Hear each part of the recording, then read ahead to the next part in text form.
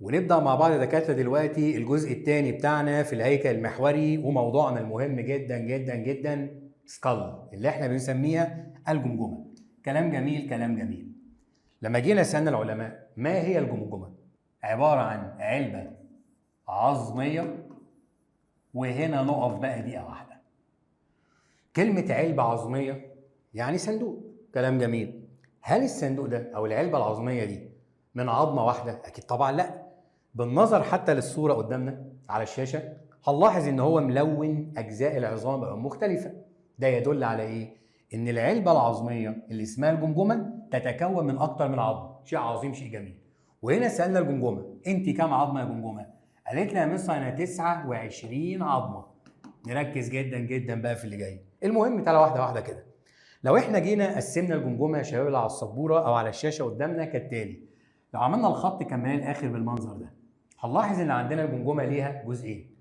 الجزء من الناحيه دي على اليمين ده اللي بيكون فيه اعضاء الحس زي العينان زي الاذنين زي الانف زي اللسان وهكذا، فده بنسميه الجزء الجبهي او الامامي. شيء جميل.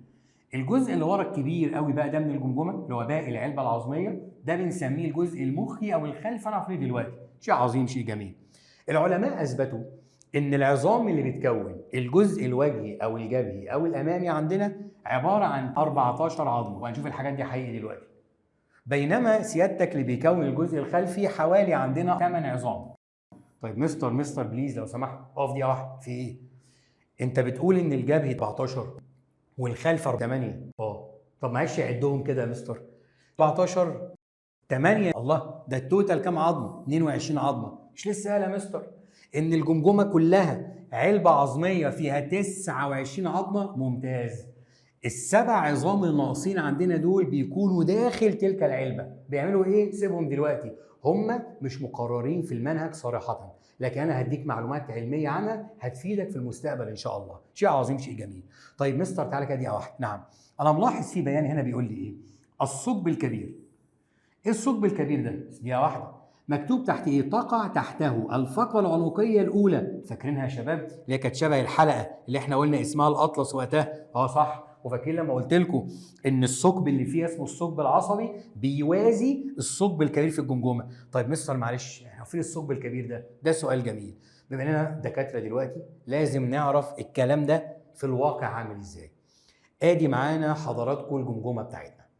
لو جينا مسكناها بالمنظر ده يا شباب ادي نفس الشكل من الجنب اهو اللي على الشاشه قدامنا. طبعا في البدايه كده نبدا نعدلها. ده كده معانا الجزء الوجهي او الجبهي او الامامي عندنا. الجزء ده اللي بيكون فيه او بيحمي او بيحتوي على اعضاء الحس زي عندنا محاجر او حجاج العين عندنا، زي عظام الانف. وخد بالك الانف لو خدت بالك في فاصل جوه اسمه الحاجز الانفي، ده بيسمى في الطب عظام الميكعه، هتاخدوها في الجامعه بعدين. وادي عندنا سيادتك الاسنان. طبعا عندنا هنا في عظمه متحركه الوحيده في الجمجمه اسمها الفك السفلي اللي هي البيان بتاعها على الشاشه قدامنا يا جماعه. ده اسمه الفك السفلي عندنا. خد بالك الفك السفلي ده الوحيد المتحرك علشان تعرف تتكلم، علشان تعرف تضحك، علشان تعرف تاكل وهكذا. يبقى ده الوحيد المتحرك في عظام الجمجمه. باقي العظام تعتبر ثابته عندنا. شيء جميل شيء جميل. يبقى عندنا في البدايه ده الجزء الوجهي او الجبهي او الامامي يشمل اعضاء الحس. كام عظمه بتركب الشكل اللي احنا بنسميه بلدي السحنه بتاعتنا. كلام جميل. قلنا مع بعض من شويه 8 عظام. طب تعالى بقى للجزء الخلفي او المخي اللي عندنا. ادي الجزء الخلفي وده بيشمل الجزء الاخر من الجمجمه اللي بيكون فيه كام عظمه؟ 14 عظمه، ولسه الوصف بتاعهم جاي دلوقتي. بص يا دكتور، لو انا جيت مسكت الجمجمه ده كده المنظر ناحيه القفا ورحت عاملها كده، صح يا مستر، هتلاقي قدامك بقى مين؟ ايوه، ادي بقى ده الثقب الكبير اللي هو بيتكلم عليه في البيان هنا. او الثقب الكبير ده بيقع امامه الحلقه او الفقره العنقيه الاولى اللي اسمها الاطلس، علشان يبدا يمتد منهم الحبل الشوكي ويتصل بالمخ عندنا. طيب مستر، فهمنا ان دي الجزء الوجهي او الجبهي او الامامي اعضاء الحس، وفهمنا ان دي الجزء الخلفي او المخ عندنا. هو المخ فين؟ تعالى مع بعض كده هنبدا نعمل فتح للجمجمه. شايفين العلبه العظميه الجميله دي؟ هنشيل السقف بتاعها. اديني شلت السقف بتاعه يا جماعه. التجويف الداخلي ده هو اللي بيبات فيه المخ بتاعنا. ولو رجعنا بخطوه لوراء لسنه تانية ثانوي كان المخ بيحاط ب3 أغشية 3 اكياس باللغه العاميه اللي هي كان اسمها السحايا، الام الجافيه خدناها، الام العنكبوتيه، والام الحنون. يعني المخ بيتغلف بالاغشيه دي ويبات في التجويف بتاعه. عشان كده الجزء الخلفي او الجزء الخلفي من الجمجمه عندنا بنسميه الجزء المخي او الخلفي الدماغي بتاعنا. طبعا ده المفروض الشكل العام بتاع الجمجمه بتاعتنا يا دكاتره. كلام جميل كلام جميل. نرجع نقفلها مع بعض كده مره تانية. وبعدين يا مستر نبدا نجيبها من الامام كده. المفروض ان العظمه المتحركه ناو هي الفك السفلي، اهو عشان اكل واتكلم والكلام ده واقول نكت. مستر نعم، انا ملاحظ ان عندي فيه الاسنان. كلام جميل. الاسنان لا تنتمي العظام. حذاري، على الرغم من الاسنان صلبه، على الرغم من صلبه زي العظام، وعلى الرغم من الاسنان بيخش الكالسيوم في تركيبها، لكنها مش من العظام. ليه يا مستر؟ لان العظم عنده اوبشن مش موجود في الاسنان، اللي هو مين؟ لو حصل لا قدر الله ان الانسان فيه كسر في دراعه، ايه اللي بيحصل؟ بيبدا يلبس حاجه اسمها الجبس قلنا او الجبيره. بعد فتره من الوقت بتبدا تتجدد، توصل اللفظ تتجدد العظام وتلتحم مره ثانيه. يعني العظم نسيج حي انما الاسنان لا. طب ما يا مستر ازاي ما الاسنان بتتجدد؟ اقول لك ازاي. لما بخلع سنه اقف، اني سنه؟ لو بتخلع سنه اللي هي اللبنيه الاوليه بتطلع مكانها السنه الدايمه. طب اخلع الدايمه راحت. طب تعالى كده في توم وجيري، لو فاكرين في حلقه من الحلقات راح جيري المكار راح ضرب رصاصه في بق توم اللي هو القط، راح خرم له اسنانه، صح؟ عمل فجوه في السنان. السنه عمرها ما تتجدد مره ثانيه، هيضطر انه يخلعها ويزرع مكانها سنه ثانيه. اذا الاسنان لا تتجدد انما العظام تتجدد، على الرغم ان الاثنين صلبين والاثنين فيهم معدن الكالسيوم. ده لسه موضوع الكالسيوم ده كبير قوي جاي بعدين. شيء عظيم شيء جميل. دي كده فكره عامه عن شكل الجمجمه. تعالى كده معايا دقيقه واحده. انت قلت خد بالك يا مستر اوعى تنسى هم 29 بس احنا عدينا كده 22. استنى بس عليا، بص معايا بقى. هتلاحظ ان في مناطق فيها شروخ في الجمجمه، صح؟ هناخد حته من العظمه دي ولتكن رقم 1، وهناخد حته من العظمه دي ولتكن رقم 2، وهناخد باللغه العاميه الشرخ اللي بينهم اللي احنا بنسميه علميا كلمه جوينت او كلمه مفصل. وبعدين يا مستر هنعمل زوم ليهم بره على جنب هنا. ادي العظمه الاولى وادي العظمه الثانيه عندنا. هتلاحظ ايه؟ ان العظام بتبقى ماسكه نفسها طبعا عند المفاصل دي او الشروخ دي عن طريق الاسنان بتاعتها. ازاي يا مستر؟ لو لاحظت حضرتك نشوف كده الصوره الثانيه دي عشان تاكد كلامي. ادي عندنا الجمجمه زي ما شفناها على الصوره على اليمين دلوقتي. بص بقى الصوره اللي على الشمال، اديني فككت لك الجمجمه اهو، ال 29 عظمه بتوعنا. هتلاحظ ان اطراف العظام بتاعه الجمجمه عندنا بتبقى عباره عن اطراف مسننه.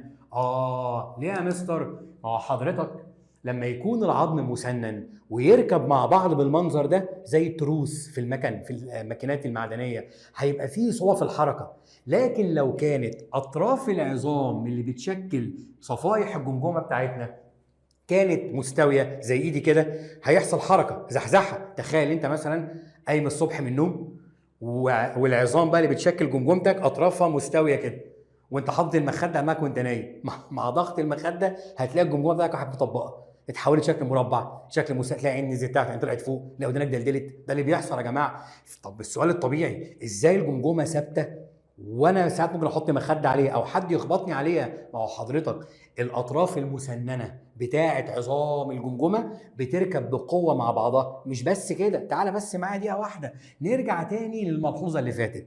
المفروض ان المسافه ما بين عظام الجمجمه بيبقى فيها حاجه اسمها انسجه ليفيه، بالبلدي كده اعتبرها عباره عن احبال. تلك الاحبال بتربط العظام ببعضها. العلماء اثبتوا حاجه جميله جدا. ايه يا مستر؟ خد بالك من اللي بقوله، دي اسمها انسجه ليفيه. بتقدم العمر بيبدا يترسب في الانسجه الليفيه دي معدن الكالسيوم.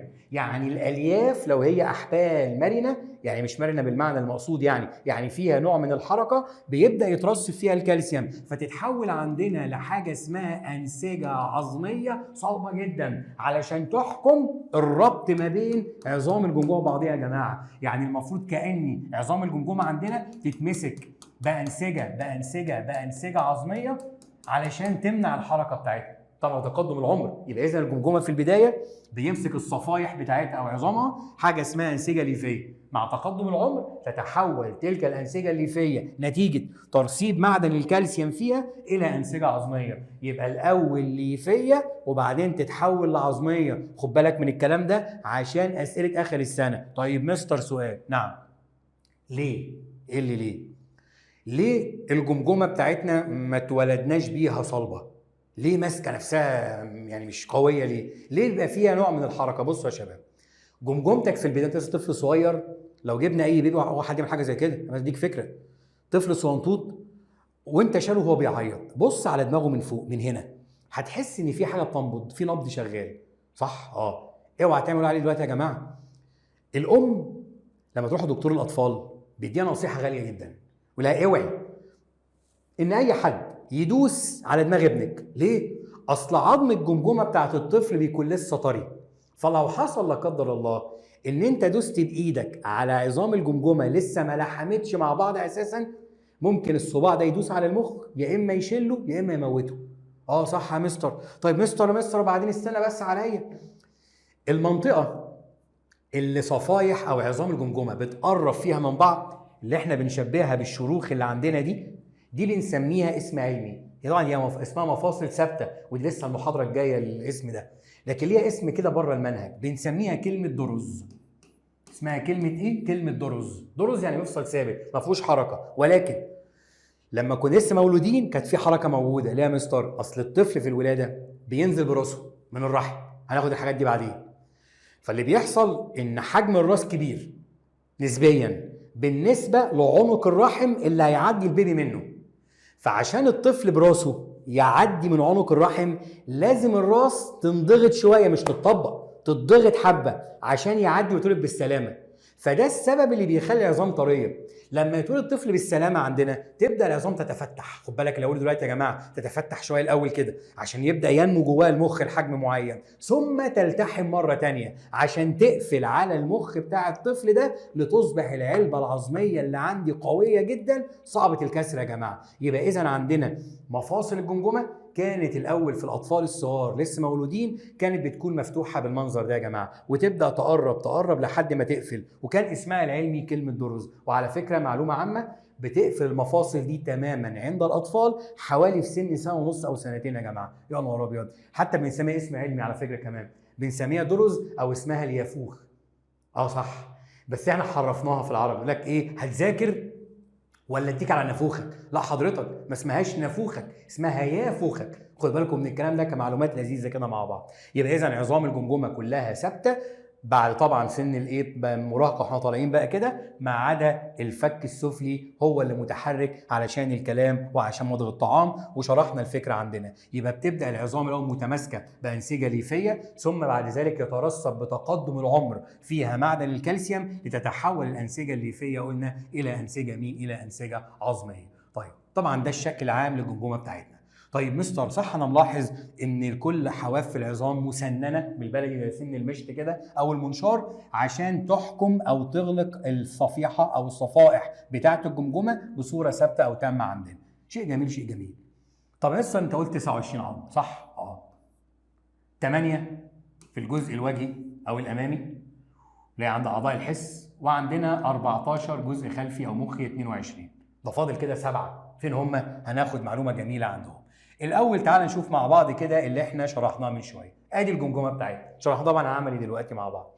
يقول لك جزء المخ عندنا بيتركب من 8 عظام تتصل اتصال متين عند اطرافها زي ما شرحنا، اللي بتكون عندنا مسننه بالمنظر ده كده علشان طبعا تحكم غلق تلك العلبه العظميه اللي عندنا بمفاصل اول اسمها مفصل ليفي. خلاص قلناها. مع تقدم العمر بتتحول الانسجه الليفيه لانسجه عظميه صلبه علشان تحكم غلق العلبه العظميه اللي عندنا. زائد قلنا بيتواجد في قاع الجزء الخلفي من الجمجمه حاجه بنسميها الثقب. مين الثقب الكبير؟ ادي عندنا الجزء الخلفي من الجمجمه، وادي عندنا القاع يعني اسفل الجزء الخلفي بيكون عندي الثقب الكبير واضح قدامنا اهو يا دكاتره. شيء عظيم شيء جميل. تعال نرجع مره ثانيه لمعلوماتنا. ادي معلومات الثقب الكبير. ده الجزء قلنا الوجهي او الجبهي او الامامي، عباره عن 14 عظمه، وطبعا بيشمل عظام الوجه والفكين، واوعى تنسى الفك السفلي الوحيد هو المتحرك عندنا. طيب مستر، انت قلت ان المفاصل اللي موجوده في عظام الجمجمه بتاعتنا اسمها مفاصل ليفيه ثابته، صح؟ قلنا ان الالياف دي عباره عن شبه الاحبال بتمسك العظام في البدايه بتاعت الجمجمه، بتقدم العمر بتنشف الاحبال دي تتحول لعظام صلبه عشان تبقى تامه الغلقه عندنا. شيء جميل، شيء عظيم. طب مستر الفك السفلي اللي هو متحرك ده يمين وشمال، تحت وفوق، ده ايه نوع المفصل بتاعه؟ طبعا احنا لسه هناخد المفاصل عشان ما تقلقش، دي المحاضره الجايه، هناخد بس معلومات عامه.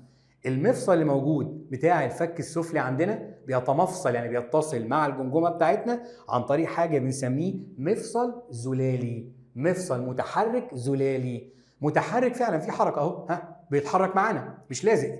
طيب يعني ايه زلالي؟ نسيب دي دلوقتي، اعرف بس باختصار الزلال دي عباره عن ماده عشان تقلل من احتكاك العظام ببعضها. امتى وليه وفين وازاي لسه بدري على الكلام ده، كلام جميل. دي كده المعلومات اللي احنا خدناها على الجمجمه. طيب معلومات بقى لذيذه اللي عندنا، احنا اتفقنا الجمجمه 29 عظمه، 8 عندنا في الجزء الوجهي و14 في الجزء الخلفي عندنا. فين بقى السبعه الناقصين؟ تعالى بقى معايا. ادي اول عظمه باللون الاحمر دي يا جماعه، دي بنسميها العظم اللامي. اسمه ايه؟ اسمه العظم اللامي. طبعا كل الملاحظات دي مكتوبه عندنا على الشاشه، اسمه العظم اللامي. العظمه اللامي دي العظمه الوحيده التي لا تتصل اتصال مباشر باي عظمه ثانيه. دي معلومه عامه عندنا على فكره، مش في صميم المنهج، عشان بس تبقى فاهم احياء. فالعظم اللامي ده لو شلناه بتاخد شكل حرف اليو. من صفات العظمه دي انها ما بتتصلش باي عظمه ثانيه مباشره، لكن تتصل عن طريق العضلات، يعني في عضلات متصله بيها. العلماء قالوا بتساهم في عمليه البلع، عمليه الكلام، خلاص كده، التنفس. دي من صفات العظمه اللاميه دي. طب ليه سموه العظم اللامي؟ واحده واحده، هي شبه حرف اليو اساسا. مين الحرف في اللغه العربيه اللي شبه حرف اليو تقريبا؟ هو حرف اللام يا مستر، جدع. فهم عشان هي حرف اليو قريب الشبه من حرف اللام فسموه العظم اللامي دون اي تفاصيل. دي معلومات عامه عندنا. يبقى دي كده اول عظمه من السبعه اللي ناقصين عندنا من عظام الجمجمه. بس يا مستر ده ناقص 6 عظام عندنا. تعالى يا دكتور معايا، ادي العظام اللي ناقصه عندنا. دول كام عظمه؟ 1 2 3. اسمهم العلمي اعرفهم مش عليه، دول اسمهم العظام السمعيه، اصغر عظام في جسمنا. في 3 في الودن اليمين و3 ودن شمال، يعني دول سيادتك في منهم كمان مجموعه في الودن الثانيه، يعني دول كده سيادتك 6 عظيمات عندنا. حتى قلنا كلمه عظيمات تصغير كلمه عظمه، وانت خدت في العربي كلمه تصغير اذا الكتاب كتيب، شجره شجيره، صح كده؟ فكلمه عظمه عظيمه، فهم اسمهم عظيمات سمعيه عشان حجمهم بيكون صغنطوط، بل فعلا هم اصغر عظام حجما في الجسم عندنا. ال3 عظام دول اسمهم علمي غريب شويه، واحده اسمها المطرقه، واحده اسمها الركاب، واحده اسمها السندان. مش هسالك عليهم، باختصار وظيفتهم ايه يا جماعه؟ انا بشبه لطلب الثانويه عامه الدكاتره ان العظام السمعيه دي عاملين زي درامز. هي ايه الدرامز دي؟ لا الطبله، صح؟ في 3 طبلات في ودنك اليمين و3 في ودن الشمال. ايه اللي بيحصل؟ وحد بيكلمني، الصوت بينتقل في الهواء زي ما خدنا في الفيزياء، عباره عن موجات طوليه، تضاغطات، تخلخلات، صح كده؟ كلام جميل. هيوصل الصوت عند ودان المستر دلوقتي، صوان الاذن بتاعي، وداني يعني، هتلتقط الاصوات دي وتبعتها في القناه السمعيه جوه. تخيل انت بقى حضرتك، عقبال ما الصوت يجي لي ويخش جوه، الطاقه الصوتيه بتقل شويه. ايه اللي بيحصل؟ يقوم الموجات الصوتيه تخبط في ال3 طبلات اللي هم الدرامز في الودن اليمين واللي زيهم في الشمال، ويعملوا عمليه اسمها ماجنيفيكيشن، اللي هو تكبير الطاقه الصوتيه، كانهم مكبر بيضخم الصوت عشان يوصل الصوت في النهايه للعصب السمعي، والعصب يوصل لمخي، ومخي يترجم فلان بيندع عليه لف بص له. يا نهار ابيض، موضوع كبير جدا يا جماعه. يبقى اذا عندنا ال7 عظيمات كانوا ناقصين عندنا، او العظام، واحده اسمها العظم اللامي و6 عظيمات سمعيه. كده لو جمعنا 8 في الجزء عندنا الوجهي، 14 في الجزء المخي او الخلفي، والسبعه اللي عندنا كده 29 عظمه بالتمام والكمال. وطبعا عندنا المعلومات بتوضحها لك هنا. عظم لامي عندنا، خلاص عندنا العظم مين؟ العظم اللامي. وطبعا عندنا عظمات سمعيه، يبقى التوتال كام؟ 29. طبعا زي ما شرحنا من شويه وقلنا ان يوجد بين عظام الجمجمه انسجه ليفيه لتسهيل عمليه الولاده، زي ما شرحناها من شويه، عشان تنضغط الراس عند خروجها من الرحم. واعطاء مساحه طبعا للمخ علشان ينمو، وتبدا بعد فتره من الوقت او من العمر تتحول الانسجه الليفيه اللي عندنا الى انسجه عظميه صلبه علشان تحكم سيادتك غلق علبه الدماغ او علبه الجمجمه علشان تبقى حاميه اعضاء الحس وحاميه المخ بتاعنا. خد بالك من الكلام ده. طيب تعالى كده نروح لمعلومه ثانيه، ودي برضو وضحنا بيها طبعا الكلام كله اتشرح يا شباب، دي بس ملاحظات كده. ده كده الفك مين؟ ممتازين. ده الفك السفلي. متحرك ولا ثابت؟ لا متحرك يا مستر. طبعا يا جماعه احنا شديناه من الجمجمه، كبرناه، عملناه عمليه زوم، زومناه الناحيه دي تحت.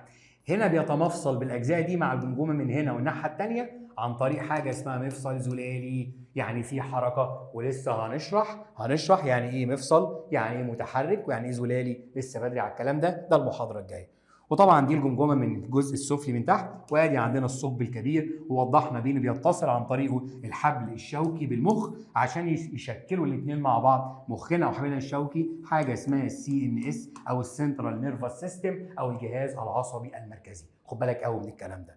طيب نطير مع بعض يا دكاتره المستقبل لموضوع جديد او معلومه ثانيه.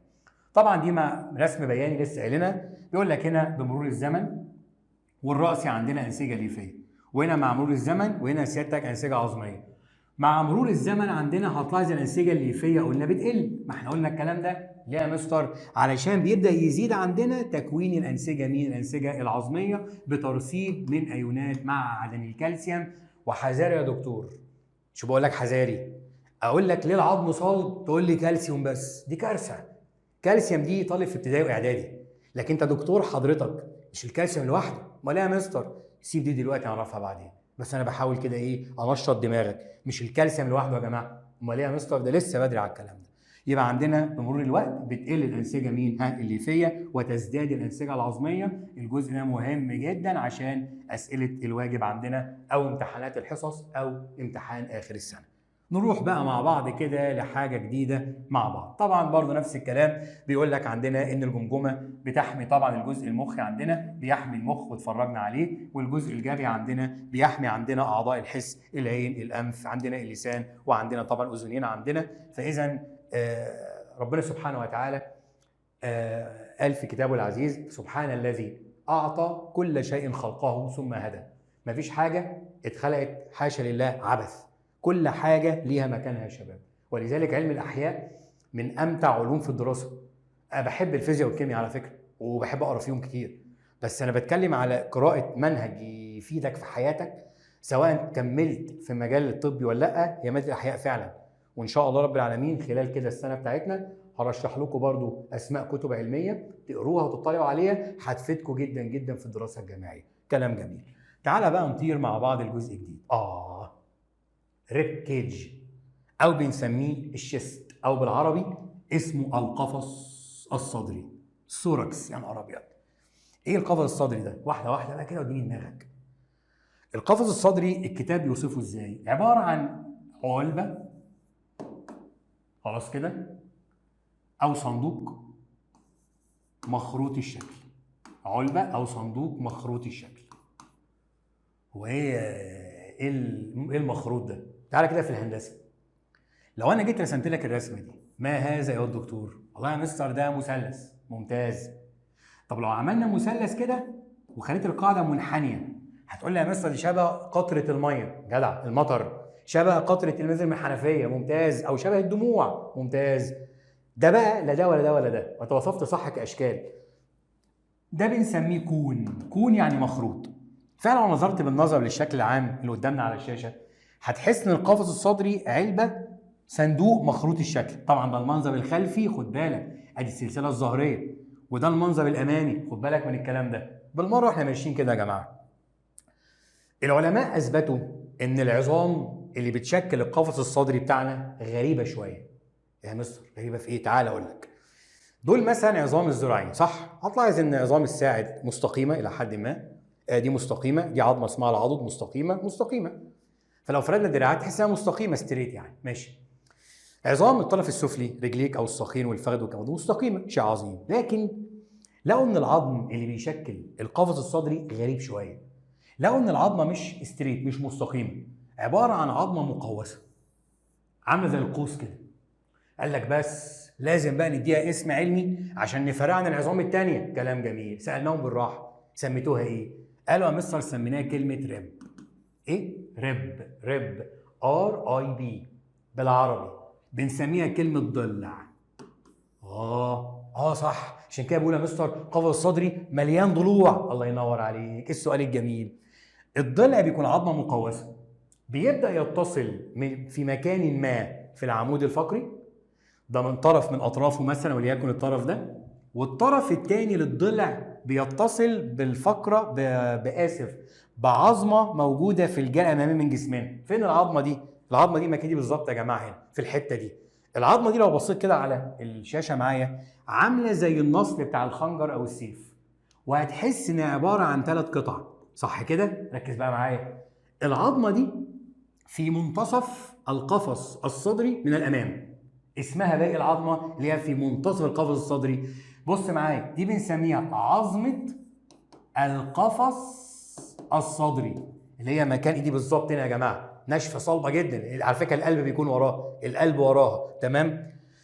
العظمه دي سيادتك اسمها عظمه القفص الصدري، ودي بيتصل بيها الضلوع اللي احنا شايفينها يا جماعه. هتلاحظ ان الضلوع ماسكه فيها، هنعرف دلوقتي ازاي. والضلوع من الظهر من ورا ماسكه في العمود الفقري، هنعرف ازاي دلوقتي. بس واحده واحده. عايزين نعمل لها اسم مختصر، اللي هي العظمه اللي عامله زي السيف او الخنجر دي. هناخد حرف القاف من كلمه قفص، وهناخد حرف الصاد من كلمه صدري، وهسمي العظمه دي حضرتك اسمها عظمه القص.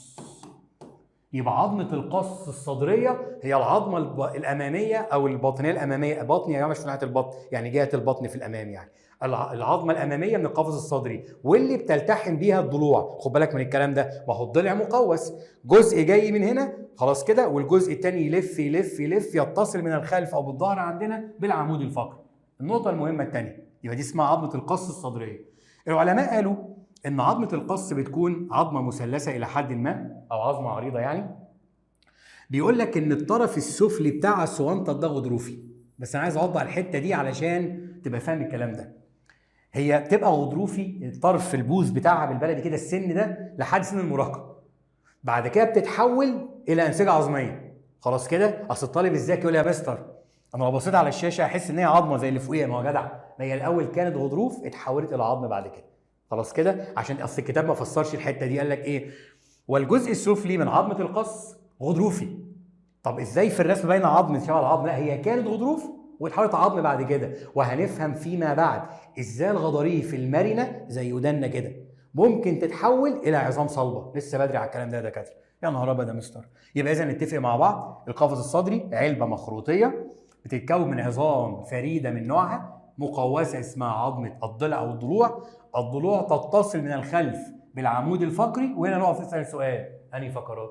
ما انا عندي فيه عنقيه جدع، وعندي فيه صدريه او ظهريه جدع، وعندي قطنيه. بس واحده واحده. هقول لك رقم وانت هتستنتج تتصل بمين. عدد الضلوع في القفص الصدري 12 زوج. 12 زوج يا دكتور، يعني كام ضلع؟ ممتاز، 24 ضلع. خلاص كده. ارجع تاني. انت قلت يا مستر 12 زوج، 12 يمين و12 شمال، صح؟ طب انا محتاج فقرات يبقى عددها مناسب لعدد الضلوع. تعال نفكر. العنقية 7 قصاد 12 زوج ما يركبوش مع بعض، نسيبها. تعال للقطنية، 5 قطنية قصاد 12 زوج ما يركبوش مع بعض، سيبها على جنب. تعال للصدرية أو الظهرية، كم فقرة؟ ممتاز ممتاز ممتاز ممتاز. كم فقرة عندنا؟ 12 فقرة. بتبدأ من الفقرة رقم كام؟ 8 لحد رقم كام؟ رقم 19. دول مجموعة من 12 فقرة. يعني عدد الفقرات الظهرية مناسب لعدد أزواج الضلوع اللي هم 12 زوج. عشان كده الأنسب في الاتصال مع الفقرات الظهرية أو الصدرية، وليس العنقية وليس القطنية. ركز جدا في الكلام بتاعي عشان دي فنيات آخر السنة.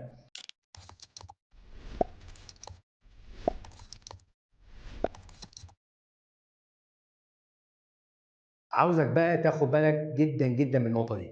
احنا اتفقنا خلاص مع بعض إن الضلوع تتصل بالفقرات الظهرية أو الصدرية. خلاص؟ بصوا يا شباب الفكرة بتيجي إزاي؟ المفروض إن الضلع واحدة واحدة كده. ادي هنا الضلعين اهم، ما هو في ضلع يمين وضلع شمال، ما هم ازواج. بصوا يا شباب معايا، بيجي الضلع من العمود الفقري، وانا لك بالظبط من دلوقتي، ويفضل ماشي ماشي ماشي ماشي ماشي ماشي ماشي معاك اهو لحد ما يتصل بالقص هنا. يعني هو بيجي من الخلف ويبدا ينحني شويه لتحت كده ويرجع يتصل بمين؟ بالقص عندنا في الامام. خلاص كده كلام جميل. العلماء لاحظوا حاجه غريبه قوي يا مستر، لقوا فعلا ان كل الضلوع، كلامي واضح، كل الضلوع تتصل بالفقرات الصدريه او الظهريه من الخلف الا اخر زوجين. لما اقول لك في الرياضه زوج يعني كام؟ 2، برافو. لما اقول لك زوجين يبقوا كام؟ يبقوا 4. فالعلماء قالوا ان اخر زوجين من الضلوع، اخر زوجان يعني كام ضلع؟ 4. تعالى عد معايا، ادي 1 2 3 4. صح يا مستر، دول بيتصلوا بالفقرات الظهريه، صح معايا، ولكن هي اضلع قصيره مش بتوصل للقص قدام. وحتى لو بصينا المنظر الخلفي في جسمنا، ادي ضلوع الاربعه، ادي 1 2 3 4 تتصل فعلا بالفقرات الظهريه عندنا رقم 18 19 تقريبا من فقرات العمود الفقري عندنا، ولا تصل للقص. فراحوا مدلعينها، دلعوها ايه؟ قال لك والله الفقرات القصيره التي تتصل بالعمود الفقري ولا تصل القص، بالبلدي كده يا جماعه سموها الضلوع السايبه.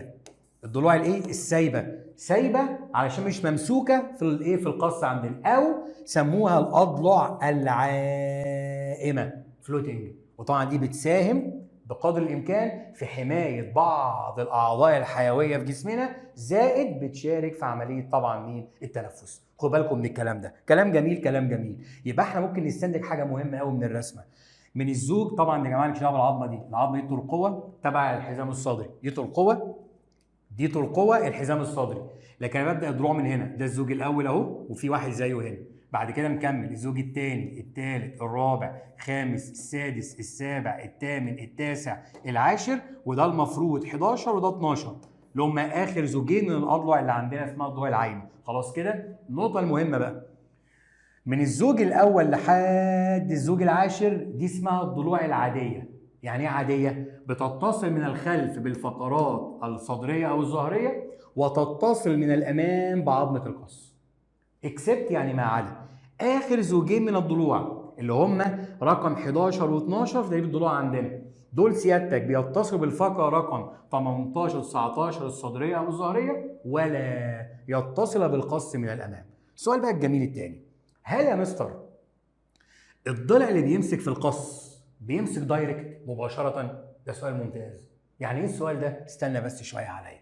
تعالى كده نكمل ملاحظاتنا الجميلة. طبعا دي صور مختلفة يا شباب للايه؟ للقفص الصدري. قلنا طبعا علبة كون مخروطية الشكل. ده كده ادي المنظر مين عندنا؟ ممتازين، المنظر الامامي. طب وده عندنا كده ده المنظر الجانبي. خد بالك من لو انا واقف دلوقتي للطلبه بالمنظر ده وعملت اشعه، رفعت دراعي ده كده وعملت اشعه اكس على الصدر عندي هيبان كده. لكن لو واقف لحضرتك بالمنظر ده وعملت اشعه اكس هيبان عندي بالمنظر ده كده. طب لو واقف بالمنظر ده كده وعملت اشعه اكس هيبان بالمنظر ده كده. يبقى ده سيادتك المنظر مين؟ الخلفي. ده المنظر الجانبي، ده المنظر الامامي. خلاص اتفقنا. من الخلفي بالفقرات مين؟ الصدريه او الظهريه، ومن الامام بعظمه مين عندنا؟ عظمه القص. وعندنا في ازواج من الاضلع العائمه، ادي اضلع عائمه، اضلع عائمه عندنا. النقطه المهمه الثانيه، بص الشكل الجانبي كده، هتلاقي فعلا ان بيجي الضلع بيتصل بالفقرات الظهريه ويبدا يميل لتحت ويروح للقص. ما دي عظمه القص عندنا يا جماعه. بيجي الضلع ويبدا يميل يروح للقص، بعد كده بيميل ويروح للقص، بينزل لتحت منحني كده ويروح للقص، وهكذا. الا اخر زوجين من الضلوع دول 2 وزيهم 2 الناحيه الثانيه، يبقى التوتال 4 اللي الاضلع العائمه تتصل بالفقرات الظهريه ولكن لا تصل للقص عندنا من الامام. السؤال بقى الجميل عندنا يا شباب، ايه يا مستر؟ دي كده الاشكال بتاعه الايه؟ القفص الصدري. حضرتك في عيد الكبير ايه اكتر حاجه بتحبها في اللحمه؟ عشان بس تبقى فاهم. تقول لي يا مستر انا بحب اشوي. جدع. لما تسمع كلمة شوي بتوديك لمين؟ لكلمة ريش. انا بشوي الريش، كلام جميل. اهي الريش بقى هي الضلوع. زي ما مستر ده الجزار جايب الريش تبقى مفرودة على لحمة. حبيب قلبي، الجزار بيطلع الضلع بيكون مقوس وبعدين بيكسره بالساطور او السكينة عشان يبقى حتة مفرودة صغننة كده، يرصها في الطبق ويبيعها لك. لكن الضلع في الجاموسة او الضلع اسف طبعا في الجاموس صح، بس مش بنشوي احنا ريش جاموس، تمام؟ الضلوع في الخرفان وفي المعيز والكلام ده بتكون طبعا واخده شكل القوس اللي عندنا او منحنيه عندنا. طيب ده الشكل العام بتاع الايه اوضاع القفص الصدري. نفس الكلام برضو دي ملخص للشرح بتاعنا اللي فات. بيقول لك ادي الفقرات الظهريه زي ما اتفقنا مع بعض، وهنا الضلع بيبدا يروح لقدام رايح لعظمه مين عندنا؟ لعظمه القص. طبعا بيقول لك ان القص مش بيتصل بكل الضلوع، ما احنا قلنا تعالى نفكر كده مع بعض. انا عندي كام زوج من الضلوع؟ عندي 12 زوج، اللي هم كام ضلع يعني؟ 24 ضلع. اسال حضرتك كام ضلع بيتصل العمود الفقري؟ ال 24 ضلع او ال 12 زوج. طب السؤال الثاني، كم ضلع بيتصل بعظمه القص الاماميه؟ مش كل الضلوع، كلهم ما عدا اخر زوجين اللي هم كام ضلع؟ 4. يعني بيتصل بالقص 20 ضلع من ال 24. خلاص كده. لكن الاربعه التانيين اللي هم الضلوع العائمه بتتصل بالعمود الفقري ولكن لا تصل القص في الامام عندنا. بيقول لك طبعا عظمه القص هي عظمه مفلطحه، بتكون يعني عريضه ومدببه من اسفل، ولسه قايلينها، وجزءها السفلي غضروف. اتفقت معاك، هي عامله زي السيف او الخنجر، بيبقى الاول غضروف الجزء السفلي بتاعها، يتحول بعد كده بعد سن المراهقه الى سيادتك انسجه عظميه. وطبعا سيادتك هنا هي يتصل بيها قلنا 10 ازواج من من الضلوع. طبعا دي الفقرات مين؟ الفقرات الصدريه او الظهريه. السؤال بقى الجميل، طالب يقول لي يا مستر تعالى بس كده على جنب دقيقه واحده. اقول له ايه؟ انت قلت ان الفقره فيها جسم وفيها ضوء مستعرض، فيها نتوء اماميان وسفليان وشفدق شوكي وقناه عصبيه وحلقه شوكيه. الفقره فيها كتير صح؟ طب الضلع بيتصل بالظبط فين مع الفقره؟ مع القص فهمناها، كله جاي هنا قدام، هنعرف الحته دي كمان شويه ما تقلقش. انا بحاول بس يعني اثير في دماغك اسئله ممكن تكون بتفكر فيها او هتقابلك في اسئله على فكره الحاجات دي، خد بالك من الكلام ده. طيب تعالى نروح لجزئيه ثانيه. صح لي بقى قوي هنا نفس التقسيمه بس كلام بقى عالي شويه. ادي عظمه القص جزء 2 3، واتفقت معاك ان الطرف بتاعها ده كان غضروفي وتحول لعظم. بص بقى يا دكتور، من الزوج الاول او قبل الزوج الاول والزوج الثاني والكلام ده، انا عايز بس في ملاحظه لذيذه تاخد بالك منها. المفروض ده الضلع صح؟ طبعا جاي من ورا منين؟ من الفقرات الظهريه اللي هو مسمينا عندنا كلمه ثوراكيك اللي هي الصدريه، يعني من كلمه ثوركس يعني الصدر او الشيست. ويبدا الضلع يلف يروح للقص صح؟ في حاجه غريبه. ايه؟ الضلع نفسه لا يتصل بالقص اتصال مباشر.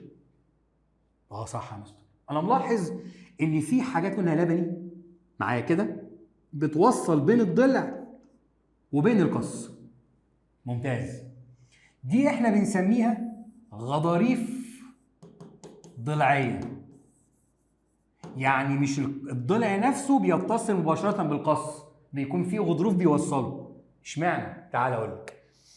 الاول لو حصل ان الضلع نفسه الضلوع نفسها لزقت في القص، كارثه. تيجي تتنفس وتعرف هتعمل كده.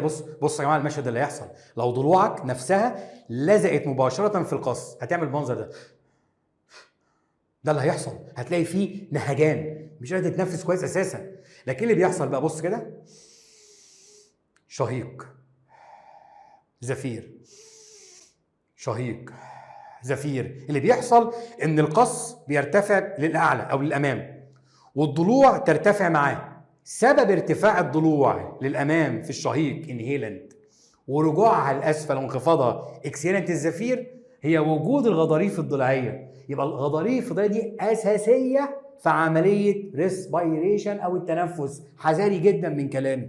شيء عظيم يا مستر، كلام جميل. بص بقى اللي عندي، من الزوج الاول لحد الزوج العاشر اتفقنا مع بعض دي بتوصل للقص، ما عدا 11 و12 اللي هو زوج 1 2 3 4 اللي مع الفقره رقم 18 19 اللي اسمها الاضلع العائمه، ما عندهاش غضاريف ضلعيه، عشان كده مش بتوصل عندنا سيادتك للقص. خلاص كده. يبقى اذا الغضاريف الضلعيه مع سيستمة او الشكل العام للقفص الصدري بتساهم في عمليه التنفس. رقم 2 والاهم ان القفص الصدري قفص تجويف بيحمي اعضاء خطيره، الرئتان والقلب. خد بالكم من الكلام ده، كلام جميل. طبعا في اعضاء تانية لسه هنتعرف عليها بعدين في المنهج.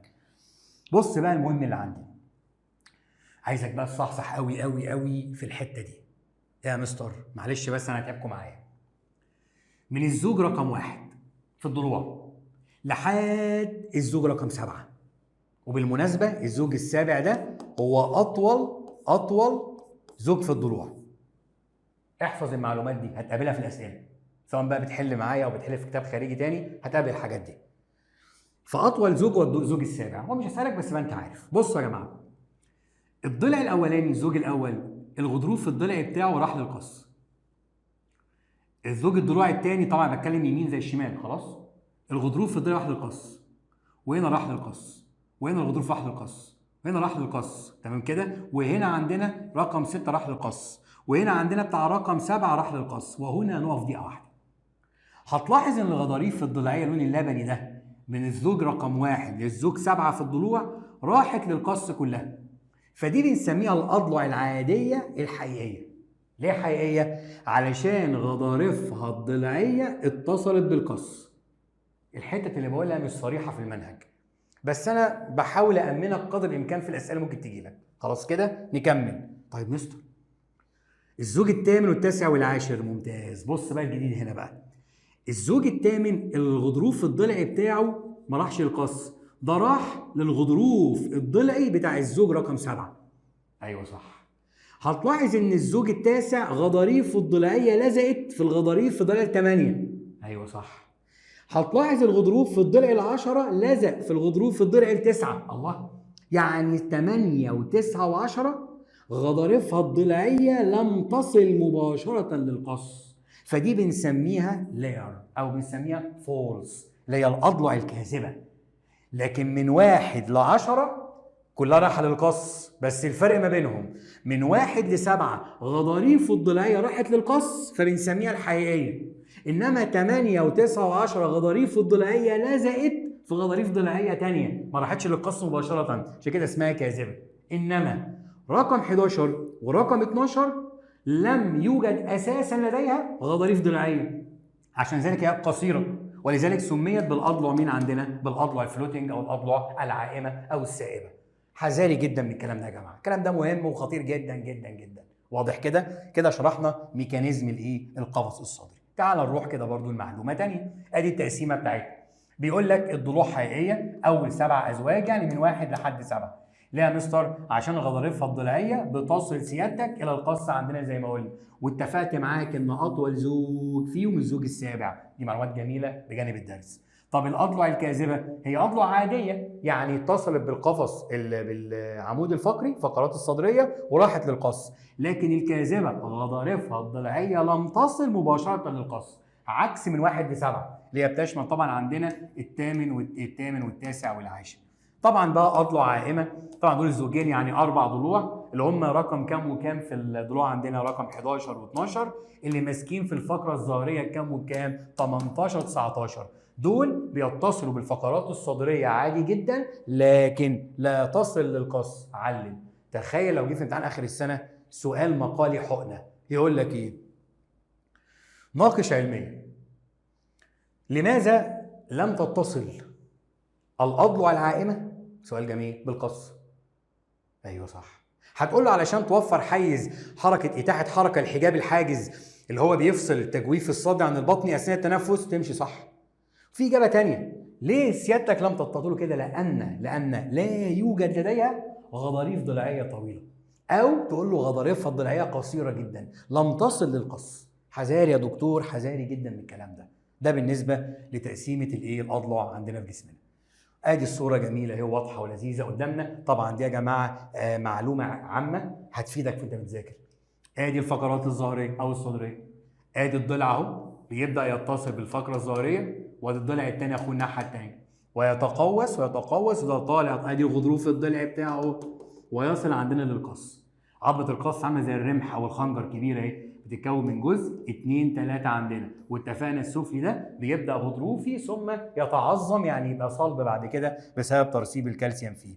بص معايا بقى، ساعات في الكتب الخارجيه بيجيب الرسمه دي ويقعد يسالك اسئله فزلكه شويه. احنا بنجيب الفزلكه قدامك اهي اللي هي مين؟ يقول لك في كده زي حفر موجوده على القص عندنا، مين بيمسك في الحفر دي؟ بصوا يا جماعه، اول حفرتين هنا واختها الناحيه دي موضع اتصال الترقوه، والترقوه دي لسه المحاضره الجايه في الحزام الصدري. خلاص؟ بعد كده الحفره الثانيه الكبيره دي بيمسك فيها زوج الضلوع الاول، طبعا واحد من ناحيه اليمين واحد من ناحيه الشمال. بعد كده الجزء اللي جاي هنا كده ده بيمسك فيه سيادتك الضلع الثاني، زوج الضلوع الثاني.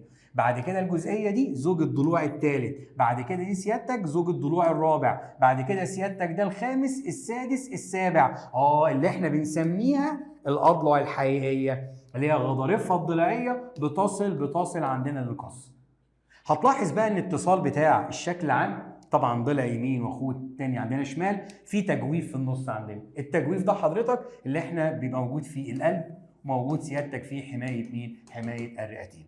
انا عايز بس ادي لك ملحوظه ثانيه جميله كده عشان تبقى عارف بالظبط الضلع بيجي ازاي. بصوا يا شباب، احنا خلاص الضلع اتفقنا في الجهه الصدريه الاماميه البطنيه مع عظمه القص، خلصنا منها. طب هو بيتصل فقرات الصدريه او الظهريه، برضو عرفنا اني جزء بقى في الفقره. ما انت عندك في نتوء شوكي، في نتوءان مستعرضان، في 2 علويان، في 2 سفليان، وقلنا قبل كده المفاصل العلويه في الفقره تتمفصل الفقره بيها مع الفقره اللي فوقيها، والنتوءات المفصليه السفليه للفقره تتمفصل بيها مع اللي تحتيها. خد بالك من الكلام ده. طيب انا عندي الضلع مع الفقره الظهريه بيمسك فين بالظبط؟ بصوا يا جماعه، انا عايز بس ادي لك ملحوظه كده. هنفترض عندنا مثلا يا دكاتره، نغير بس اللون بس كده منت بس عشان نفهم الحته دي. ادي جسم الفقره صح؟ ادي جسم الفقره اهو، واحده واحده بقى كده. وادي نتوء المستعرض الاول وادي الثاني، طبعا مش هكمل بقى الرسمه، ده النتوء الشوكي في الظهر ورا خلاص. وادي عندنا عظمه القص اهي اللي هي العظمه الصدريه. بص بقى حضرتك الضلع نفسه بيجي منين؟ بصوا يا جماعه الحته دي بس عشان تبقى فاهم. ده نتوء مستعرض صح؟ وده جسم الفقره، هنا في زاويه صح؟ انجل، زاويه جميله اهي. وهنا في انجل، زاويه اهي. الضلع بيجي ازاي بقى؟ بيجي من الزاويه دي ويروح للقص هنا. بيجي من الزاويه ويروح للقص هنا عشان يتكون في الاخر الجاب او التجويف اللي عندنا ده. طب الزاويه اللي عندنا دي كانت اشتراك بين مين ومين؟ ده السؤال الحلو هنا. اشتراك ما بين النتوء المستعرض وجسم الفقره. نتوء مستعرض وجسم الفقره، اذا الضلع يتصل في الخلف في ظهرنا ما بين النتوء المستعرض وجسم الفقره. ولو قلت في الامتحان على فكره وانت واد محترف ونسيت الكلام ده في سؤال مقالي، قول له الضلع بيتصل او يتمفصل مع يتصل يتمفصل، عشان في حركه بتحصل برضه. كلام جميل. يتمفصل مع الفقرات الصدريه في الزاويه. انت كده ثبت اللي بيصحح، في الزاويه ما بين جسم الفقره والنتوء المستعرض. حذاري حذاري حذاري من الكلام ده. طيب ايه كمان يا مستر عندنا؟ طبعا لو جالك سؤال جميل قال لك كم عدد الضلوع في القفص الصدري؟ 24 ضلع. كم زوج؟ 12 زوج. طب خد السؤال التقيل ده. كم عدد العظام هيكل القفص الصدري؟ بصوا يا جماعه، كلمه هيكل حاجه 3 دي مجسمه، عايز المحيط كله، عايز المحيط من الامام ومن الاجناب لحد الظهر. لما تقرا في السؤال كلمه عدد عظام هيكل القفص الصدري، قول لك معايا بقى.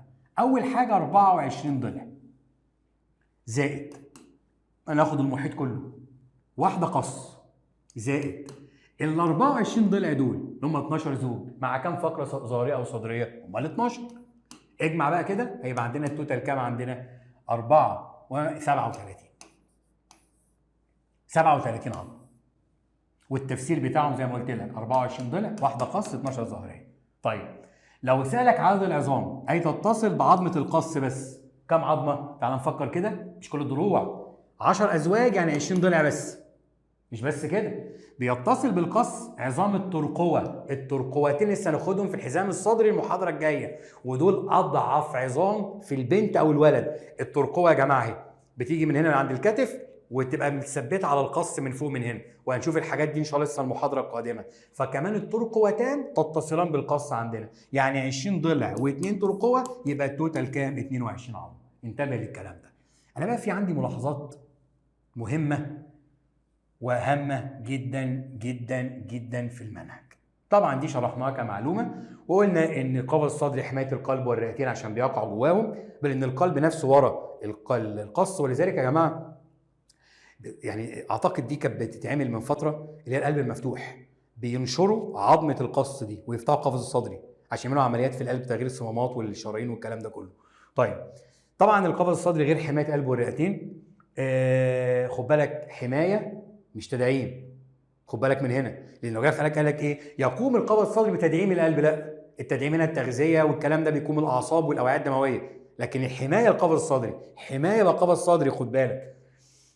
بتلعب حركه طبعا في ايه؟ في التنفس عندنا. طبعا قلنا من شويه عند اندفاع هواء الشهيق اللي بيحصل عندنا تتحرك الضلوع الى الامام او لاعلى والى الجانبين لتزيد من اتساع التجويف الصدري عشان الضغط بيقل في الصدر فيندفع الهواء من الخارج الى الداخل اللي هو الانهيلنت الشهيق. العكس بيكون عندنا في الزفير، بيقول لك تتحرك الضلوع الى الخلف او للداخل يعني، ولتقليل من اتساع التجويف الصدري، يعني الضغط بيزيد جوه القفص الصدري فبيطلع هواء الزفير اكسهيلنت بره الرئتين، شهيق زفير شهيق زفير. طبعا عندنا في طبعا فيديو كده لذيذ بيوضح لنا النقطه دي. هنا بيقول لك في الشهيق بص هنا بيحصل اتساع للضلوع والقص بتطلع الامام، بيحصل اتساع تجويف الصدر في الشهيق، ده كده في الشهيق، بعد كده بيقل في الزفير، يزيد في الشهيق، بعد كده عندنا يقل في الزفير. دي عمليه ريسبيريشن. طبعا عندنا اللي تحت دي بنسميها عضله الحجاب الحاجز، خد بالك منها، طالعه نازله في الشهيق تنزل لتحت، في الزفير تطلع لفوق. طبعا في حاله الشهيق الضغط بيقل جوه الرئتين فبيندفع الهواء من الخارج للداخل، في الزفير اعكس، بيزداد الضغط داخل الرئتين فيندفع هواء الزفير من الداخل الى الخارج اللي هو خروج غاز كربون دايوكسيد او ثاني اكسيد الكربون. تعال بقى كده معايا لمعلومه مهمه.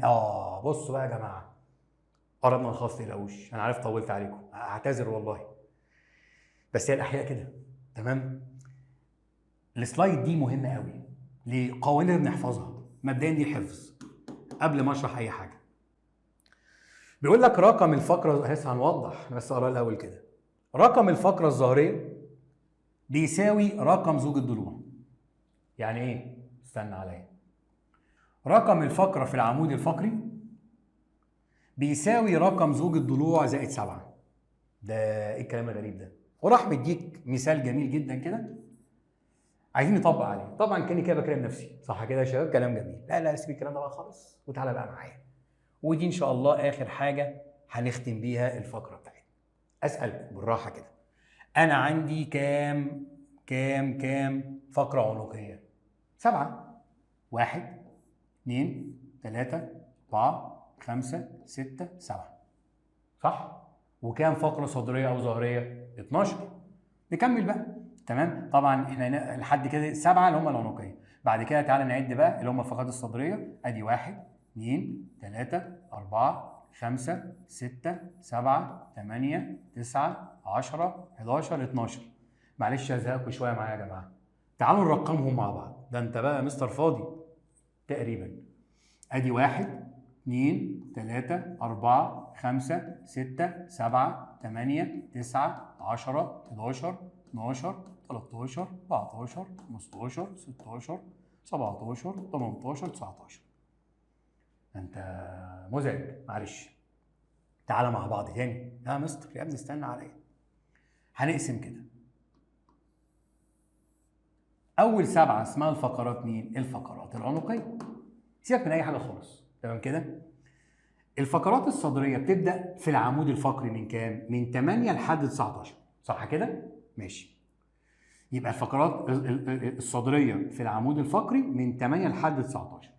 طيب تعالوا كده بدايتهم فين؟ فين بدايه الفقرات الصدريه؟ من 8.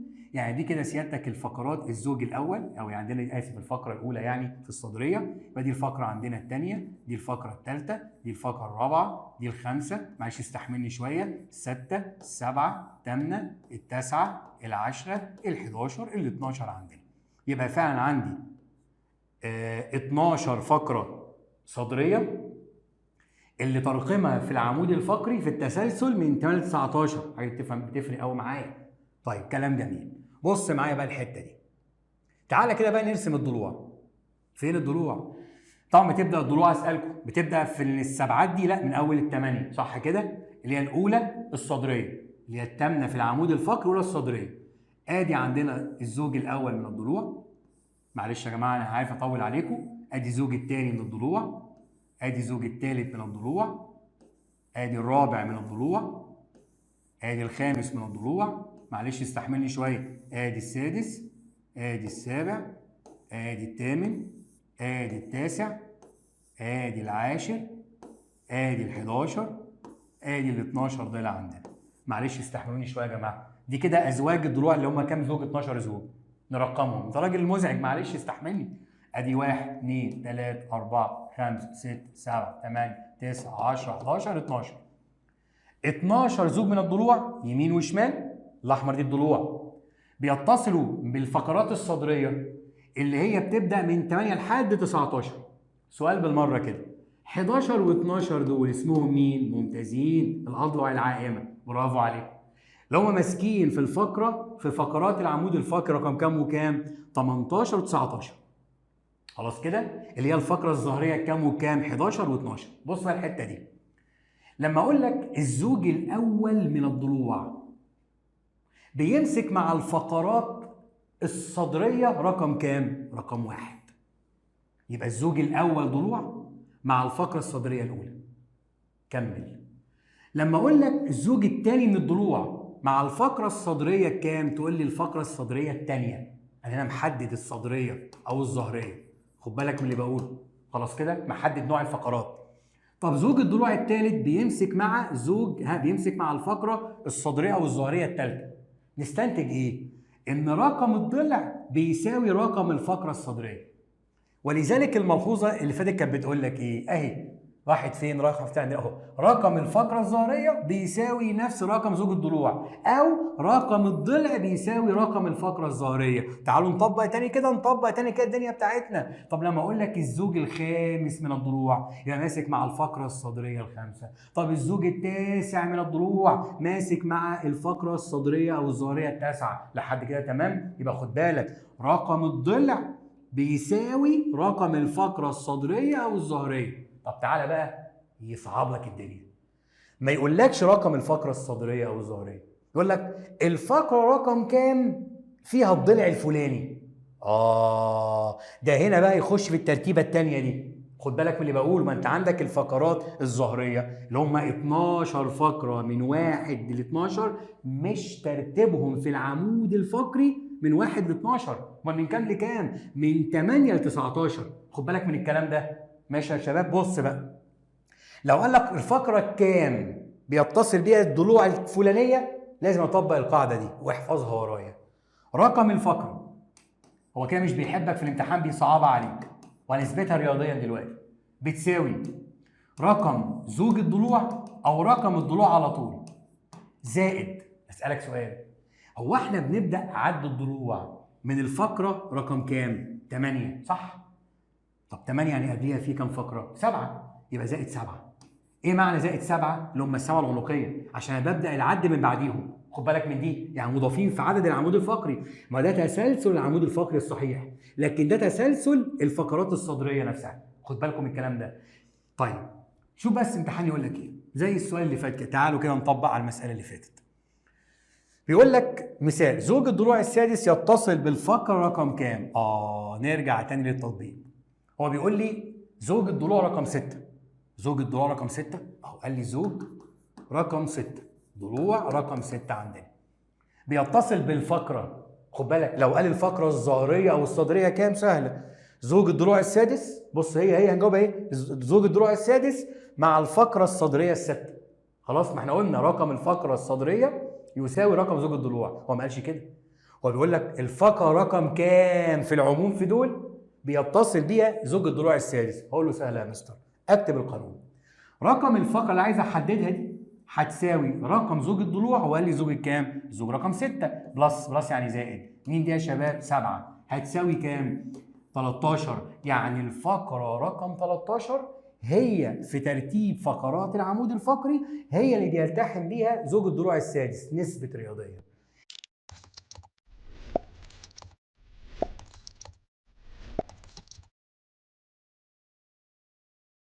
تعالى بقى يا دكتور ركز معايا.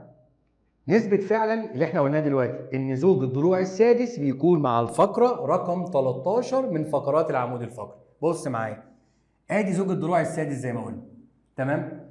وادي الفقره فعلا رقم 13 من فقرات العمود الفقري.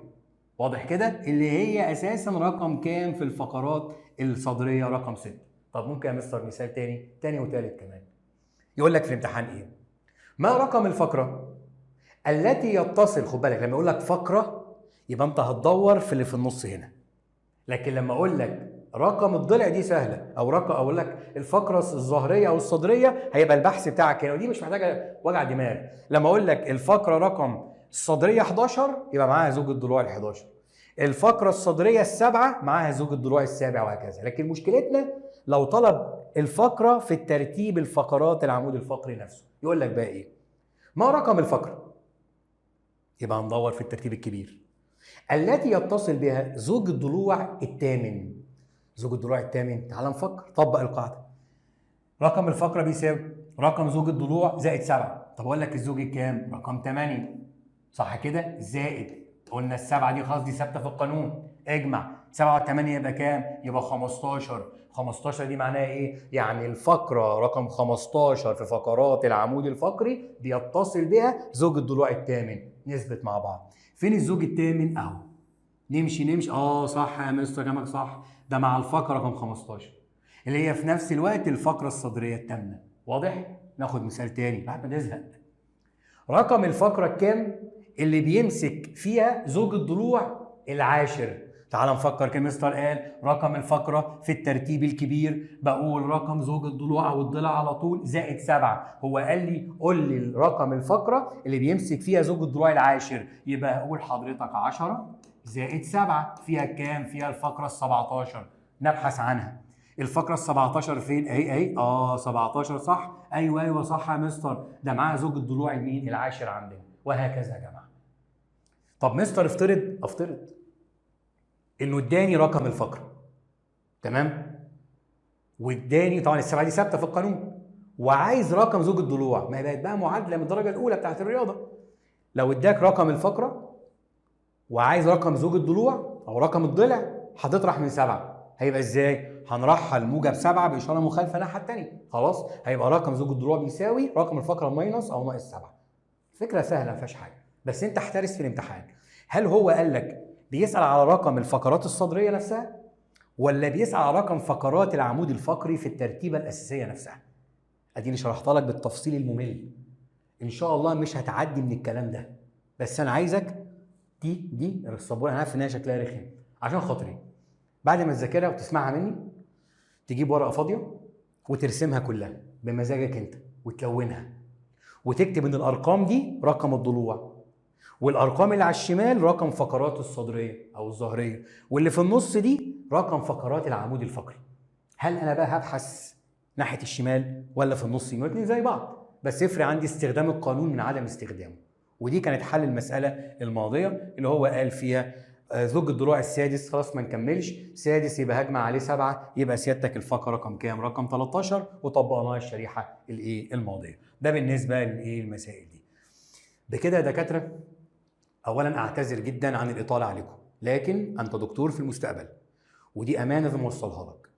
احنا كده خلصنا الحمد لله شرح الهيكل المحوري كاملا، ما سيبناش اي ثغره فيه.